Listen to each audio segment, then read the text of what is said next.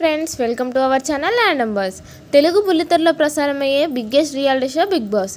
ఇక ఈ నయా సీజన్ గత వారంతో పోలిస్తే ఈ వారం టాస్కులు గొడవలతో రంజుగానే సాగుతుందని చెప్పొచ్చు.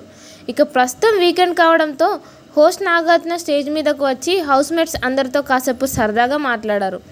ఇక అలా అందరూ కంటెస్టెంట్స్తో మాట్లాడుతూ నిఖిల్ దగ్గరికి వచ్చి ఆగారు. నిఖిల్ ఎలా ఉన్నావు అని అడగగా నిఖిల్ బాగున్నాను సార్ అని చెప్పాడు.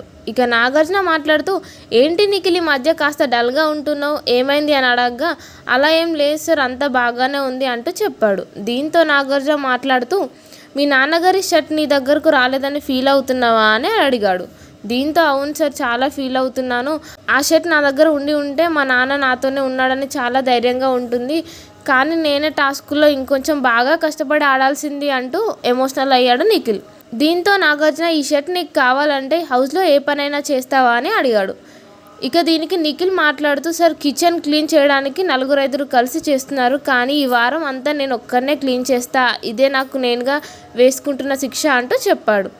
దీంతో నాగార్జున నిఖిల్కి వాళ్ళ నాన్న షర్ట్ ఇచ్చేద్దామా అంటూ హౌస్మేట్స్కి అడగగా హౌస్లో ఉన్న వాళ్ళందరూ కూడా పాపం ఇచ్చేద్దాం సార్ అంటూ చెప్పారు. దీంతో నాగార్జున మీ నాన్నగారి షర్ట్ నీకు పంపిస్తున్నా, నువ్వు గేమ్ బాగానే ఆడుతున్నావు, అందుకే నీకు ఈ షర్ట్ ఇస్తున్నాను అంటూ నిఖిల్కి బిగ్ సర్ప్రైజ్ ఇచ్చాడు నాగార్జున. దీంతో థ్యాంక్ యూ సార్, ఇక నాకు ఇంకేం వద్దు, మిగిలింది ఒకటే కప్పు కొట్టడం, అది కూడా కొట్టి మా నాన్నకి ఇచ్చేస్తా అంటూ ఎమోషనల్ అయ్యాడు నిఖిల్.